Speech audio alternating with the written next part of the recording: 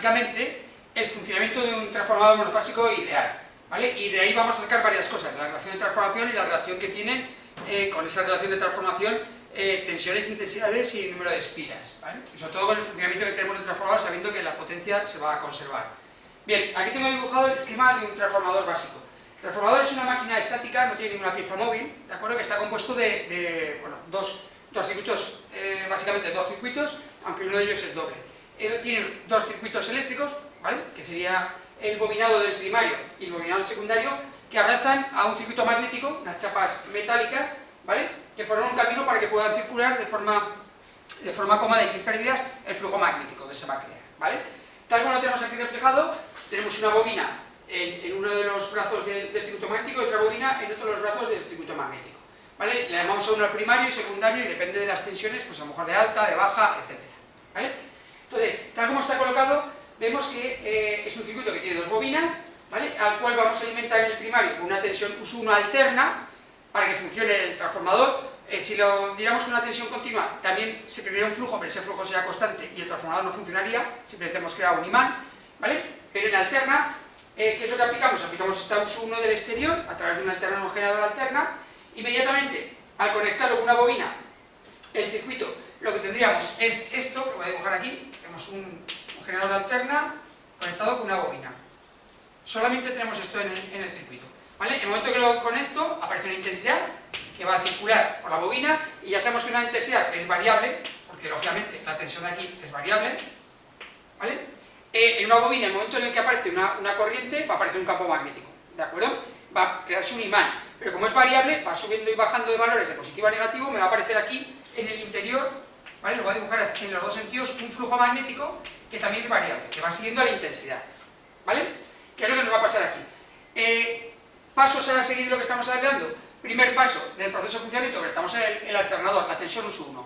Esa tensión US1 se aplica a la bobina y aparece una intensidad alterna, que tenemos ahí, aparece la IS1 alterna. Esa IS1 crea un flujo magnético alterno que va a empezar a circular por el circuito magnético.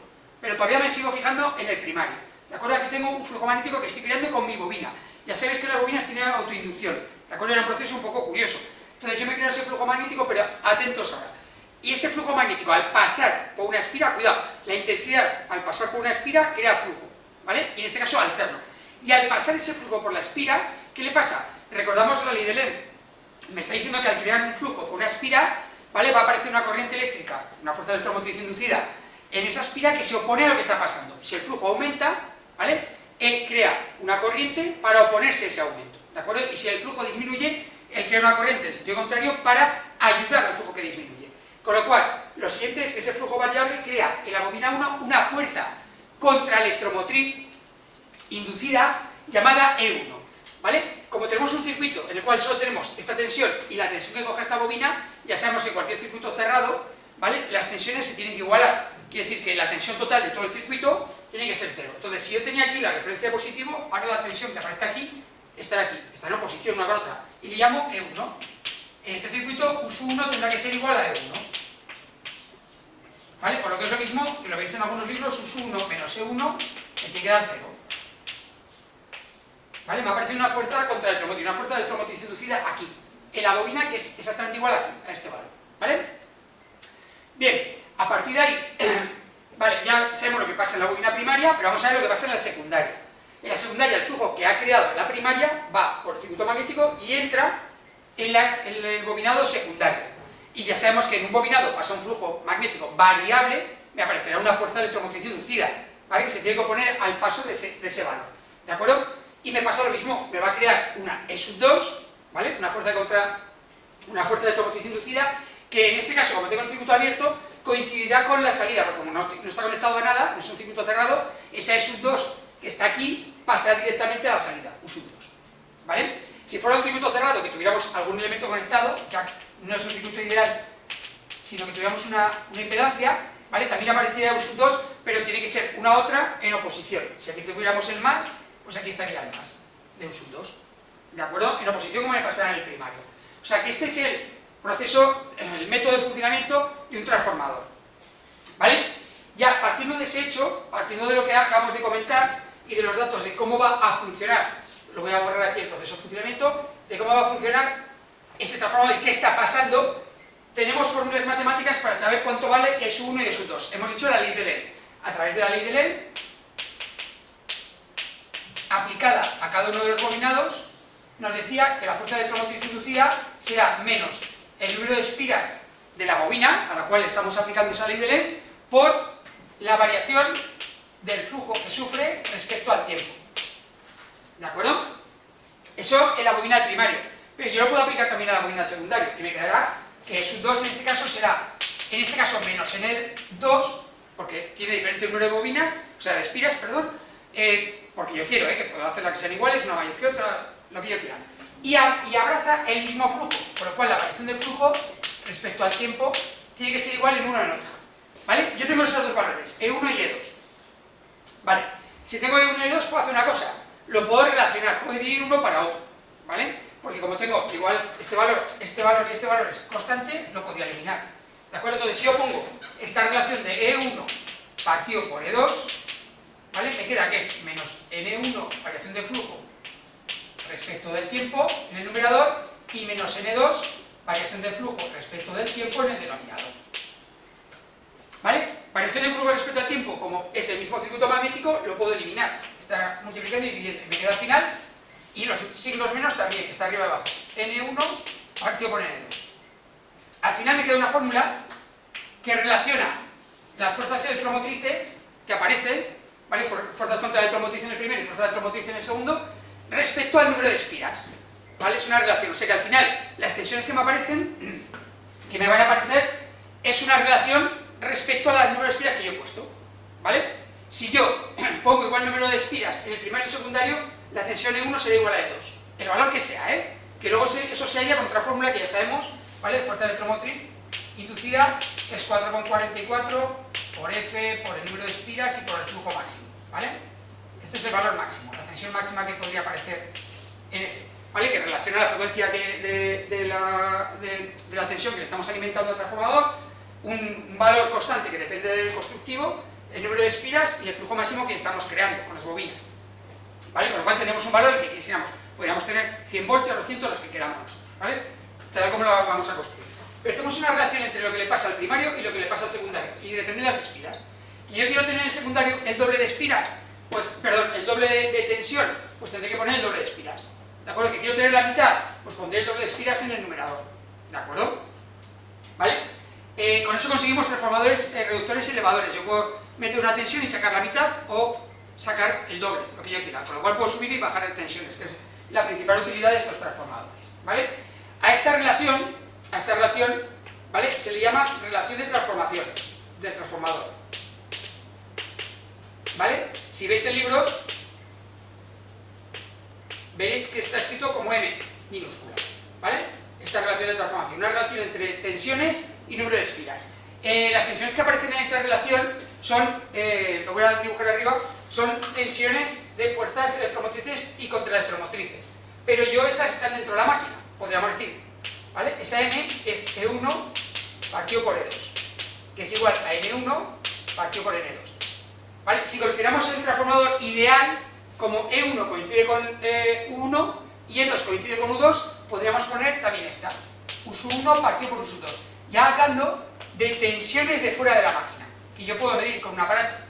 ¿Vale? No es así directamente, no es así porque cuando hay pérdidas, por aquí antes de que pase de US1 a US2 a crear unas pérdidas, pero si lo consideramos ideal, ¿vale? Podemos utilizar esta relación de transformación. En concreto, esta máquina tiene tan pocas pérdidas que lo que hacemos es siempre utilizar esta expresión, ¿de acuerdo? Con US1 y US2, ¿vale? Incluso en vacío y en carga. O sea, este primer paso de fuerzas electromotrices a tensiones en un real no se podría hacer, ¿vale? Asumimos unas pequeñas pérdidas y ya el paso, este paso a carga tampoco se podría hacer, ¿vale? También hay otras pérdidas. Pero bueno, son tan pequeñas, estamos hablando de que máquinas que tienen un rendimiento del 97-98%, son tan pequeñas que podemos utilizar la relación de transformación para simplificar mucho los problemas, ¿vale? Tenemos la relación de transformación. Bien, ¿nos puede ayudar más esta relación de transformación, que hasta ahora la voy a poner aquí para que veamos de qué nos sirve? Podemos, bueno, la vamos a poner con tensión. Vale, ¿podemos hacer alguna cosa más con la relación de transformación? Pues sí, vamos a ver. otras cosas importantes. Bueno, voy a borrarlo aquí abajo porque ya lo sabemos. Si yo pongo este transformador en carga, ¿vale? Yo le conecto algo, lo voy a conectar de verdad, ¿vale? Le voy a poner aquí una impedancia a la salida, ¿vale? Esto se llama trabajar en carga, o sea, yo le pongo el transformador a que alimente una Z, ¿de acuerdo? Y aparecerá esta I sub 2, ¿vale? Que antes no había, porque estaba abierto, ¿de acuerdo? Y aquí me aparece una U sub 2, que lo estoy aplicando, ¿vale? Lo que tenemos en este caso es que, si nos vamos a las fórmulas que hemos visto en los temas de magnetismo y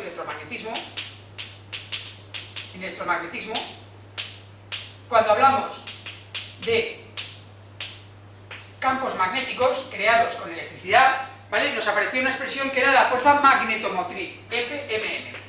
La fuerza magnetomotriz era la capacidad que tenía una bobina de crear campo magnético, potente, ¿de acuerdo? Esa fuerza magnetomotriz tenía una fórmula que tenía varias posibilidades, H por L, ¿vale? Pero había una que era directamente el número de espiras de la bobina por la intensidad que pasa por esa bobina. O sea, claro, lógicamente, si tengo muchas espiras y tengo una intensidad muy elevada, yo creo un campo magnético muy potente, ¿de acuerdo? Hay una relación directa entre fuerza magnetomotriz y N por I. Y esa fuerza magnetomotriz decíamos que era muy similar a la fuerza electromotriz, o sea, a las tensiones. O sea, que si yo tengo un circuito magnético, ¿vale? Si yo tengo este circuito magnético y tengo dos bobinas, ¿vale? Tengo aquí la bobina primaria y la secundaria, y esto hace una FMM1, ¿vale? Como pasa el flujo aquí aparece una fuerza magnetomotriz 2, y le pasa como las tensiones, ¿de acuerdo? Que tiene que ser la fuerza magnetomotriz total del circuito 0, con lo cual esta tiene que ser obligatoriamente igual a la 2, ¿vale? ¿Eso qué me quiere decir? Que FMM1 tiene que ser igual a FMM2, ¿vale? Y si pongo sus valores sería número de espiras del primario por intensidad del primario, tendrá que ser igual al número de espiras del secundario por intensidad del secundario, ¿vale? Y ahora, ¿qué puedo hacer? Pues si paso el número de espiras de la bobina 2 debajo dividiendo, me queda una expresión que yo tengo en la relación de transformación. Me quedaría N1 partido por N2. ¿Qué me queda en el otro lado? Me queda I sub 2 partido por I sub 1. O sea, hay una relación directa entre el número de espiras en un transformador monofásico ideal funcionando en carga y las intensidades. Y vemos que va al revés. Si el número de espiras del primero está arriba, la intensidad secundaria está arriba, o sea, va al revés. Y esto, si lo llevo, si lo llevo a mi relación de transformación que ya tenía hasta ahora, la M, ¿de acuerdo? Me va quedando N1 partido por N2, que sabemos que es U sub 1 partido por U sub 2, y ahora será I sub 2 partido por I sub 1. ¿Vale? Pues otra relación más para poder sacar la relación de transformación, otro valor más. ¿Vale? Parece que no tiene importancia, pero tiene mucha importancia. Y lo voy a centrar.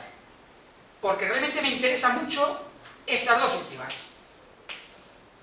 Que U sub 1 partido por U sub 2 es igual a I sub 2 partido por I sub 1. ¿Por qué? Porque si yo solo cojo esas dos y paso los denominadores multiplicando a numeradores en cruz, ¿vale? Me quedará que U sub 1 por I sub 1 es igual a U sub 2 por I sub 2. ¿Y esto tiene mucha importancia? Muchísima, en un transformador.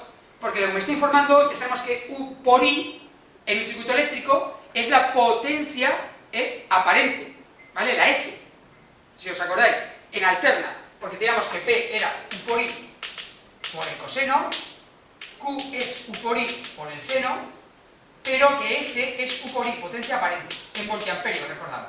Con lo cual me está diciendo que la potencia aparente del primer circuito, que es la bobina del primario, será igual a la potencia aparente de la bobina secundaria del segundo circuito. Esto es muy importante, en voltiamperios. Me está diciendo que esta máquina, ¿vale?, le llegará una potencia aparente por aquí y la pasa toda entera al secundario. Y de valor constante. Si le llegan 1000 voltiamperios, ¿vale?, saca 1000 voltiamperios. Estamos haciendo trampas, esto es en ideal, ¿vale? Pero es tan próximo a la realidad, ¿vale?, cometemos tan pequeño error que para hacer los cálculos nos viene muy bien. Es como la relación de transformación, ¿vale? Pero me está diciendo que esta máquina no gasta energía si no fuera por las pérdidas, Cuidado, las pérdidas que tenemos, que son pequeñitas, pero están ahí, ¿vale? Pero inicialmente, si las considero ideales y las desprecio, porque suelen ser pérdidas del 3-4% además, ¿vale?, toda la potencia que le llega la pasa, ¿vale? O sea que es una máquina que realmente lo que hace, ¿qué es? O sea, resumiendo, lo que tenemos, coge una máquina eléctrica que coge toda la potencia eléctrica que le llega y la pasa al secundario. ¿Pero qué hace? Lo que hace es variar sus magnitudes. ¿Y cuáles son? U e I, tensión e intensidad. En concreto, ¿Qué es lo que está haciendo? Resumiendo, que lo voy a poner aquí y ya también lo voy a poner aquí para que quede claro. I sub 2 partido por I sub 1. Es una máquina que pasa la potencia, en concreto la potencia aparente, la potencia S, en voltiamperios, la pasa de primario a secundario y cambia las magnitudes eléctricas. ¿Cuáles? Pues la tensión e intensidad, pero no las cambia como le da la gana, sino que lo que hace es que lo que, por ejemplo, sube de tensión, ¿vale? O sea, coge unos valores iniciales, lo que sube la tensión en el secundario lo baja en la intensidad. Y si la tensión baja, sube la intensidad. Siempre la misma proporción. ¿Vale? Si yo aquí tengo 1000 voltios y aquí saco 500, o sea, he reducido la tensión a la mitad, pues si aquí entraba 1 amperio, aquí saldrán 2. ¿Vale? O sea, si yo la tensión la reduzco, por ejemplo en este caso que he puesto la primera, la tensión sube, porque imaginemos que la tensión la subo a por 2. ¿Vale? Ejemplo, U sub 1, 100 voltios, U sub 2, 200. ¿Vale? Y la intensidad 1 es 10 amperios. ¿Qué le pasa a la intensidad 2? Pues lógicamente, si he duplicado la tensión, la intensidad 2 sería la mitad, 5 amperios. Eso es la subida. Y en la bajada lo mismo, si la tensión la bajo a dividido para 2, ¿vale? Dividido para 2, pues U sub 1 es 100 voltios y la tensión del secundario son 50, y seguimos con el mismo ejemplo, I sub 1 son 10 amperios, ahora ¿qué pasaría? Como he reducido la tensión a la mitad, la intensidad se duplicaría, 20 amperios. Eso es lo que hace la máquina. Realmente diríais, pues bueno, ¿y qué utilidad tiene? Pues muchísima, sobre todo fundamental una, transporte eléctrico. El transporte eléctrico de electricidad a grandes distancias tiene un problema, que son las pérdidas que hay en los cables. Las pérdidas que en los cables dependen de una potencia perdida que es R por I al cuadrado. O sea, esto es la resistencia del cable y esta es la intensidad que está circulando. ¿Vale? Hay un factor clarísimo, que es el más importante, la intensidad al cuadrado. Cualquier cosa al cuadrado, fijaros, pues el 3 al cuadrado es 9, 4 es 16, ¿vale? Es un cuadrado, con lo cual la mayor cantidad de pérdidas es por la intensidad. Entonces, si yo quiero transportar energía eléctrica desde una central a una ciudad que está lejos, me interesa que la intensidad sea pequeña. Pero claro, si yo tengo una intensidad pequeña, potencia sub por I, por coseno, estoy transmitiendo poca potencia. Pero aquí tengo una máquina, curiosamente, que hace lo que nos interesa.